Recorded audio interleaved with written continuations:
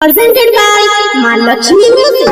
जी हाँ दोस्तों, हर साल की भांति इस साल भी नवयुवक सरस्वती पूजा समिति आप लोगों का हार्दिक अभिनंदन करता है और करता ही रहेगा। तो उठाइए दोनों हाथ, प्रेम से बोलिए सरस्वती मैया की।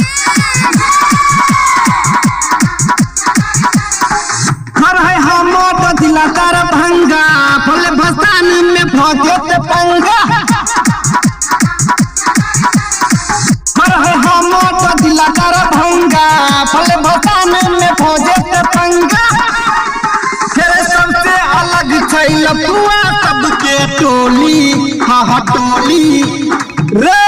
एक बात सुन ले, मर बगली भसान में जे बोली, मर बगली भसान में जे बोली, मर बगली भसान में जे बोली।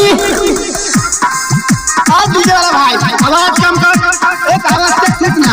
पूजा कमेटी से मेरा निवेदन है कि एक लड़का डीजे के पास खड़ा होकर लड़की भरा गाड़ी को लाइन मार रहा है, तो उसको पता नहीं है ये लफुआ का भाषा निकला हुआ है।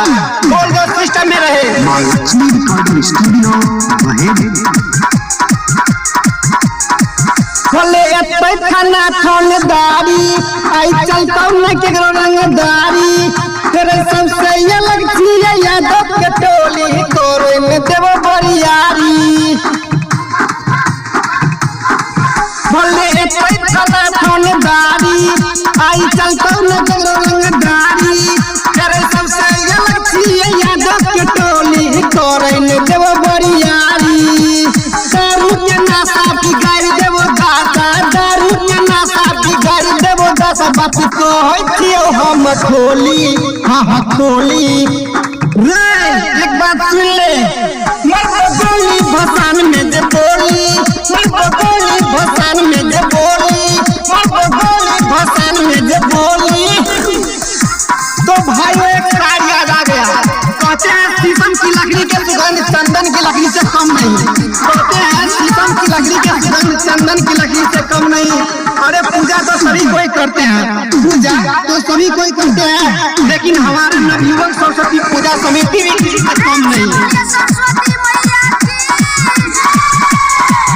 आई चलता न केकरो बहाना, एक मैया के सब दीवाना। तनी तनी कमर लचकावे के पर तू बाजे छे सरोज के गाना। आई चलता न केकरो बहाना, एक मैया के सब दीवाना। तनी तनी कमर लचकावे के पर तू बाजे छे अनिस के गाना। माहिर मुकेश संगे संगे राजेश कहूं, माहिर मुकेश संगे संगे राजेश। आई सुनिए न केकरो बोली, हाँ बोली रे। एक बात